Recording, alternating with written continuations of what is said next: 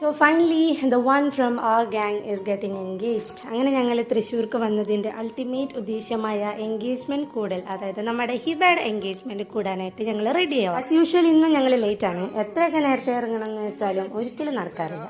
അങ്ങനെ ഫൈനലി പെട്ടെന്ന് തന്നെ പരമാവധി റെഡിയായിട്ട് വേഗം തന്നെ പോയി. ആൻഡ് ഫൈനലി ഞങ്ങൾ കുറച്ച് നേരത്തെ എത്തി. And here we go.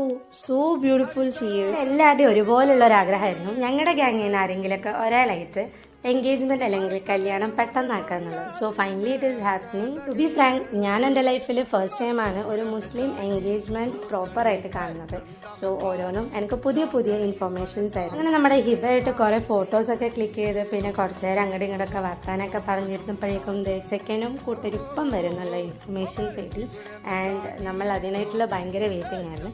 And finally he is here and she got engaged. And Hiba, we are so happy for you. അങ്ങനെ ഫൈനലി ഞങ്ങളുടെ മെയിൻ യുദ്ധമായ ഫുഡ് അടിയിലേക്ക് ഞങ്ങൾ പോയി.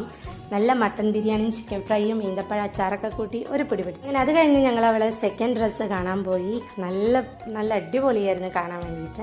ആൻഡ് കുറച്ച് നേരം ഫോട്ടോസൊക്കെ ക്ലിക്ക് ചെയ്ത് പിന്നെ അവിടെ നിന്നുള്ള വർത്താനൊക്കെ കഴിഞ്ഞപ്പോഴേക്കും പരിപാടീസൊക്കെ കഴിഞ്ഞ് ഞങ്ങൾ നേരെ ഒന്ന് ബീച്ചിലേക്ക് വിട്ടു. ഓഹോ ബീച്ചിലാണ് പോയത്. ലാസ്റ്റ് ടൈം ഞങ്ങൾ അവിടെ തന്നെയാണ് പോയത്. ബട്ട് ഇപ്രാവശ്യം നൈറ്റ് ആയിരുന്നു. പിന്നെ വർഷയുടെ ഫാമിലിയും കസിൻസും എല്ലാവരും ഉണ്ടായതുകൊണ്ട് അടിപൊളിയായിരുന്നു.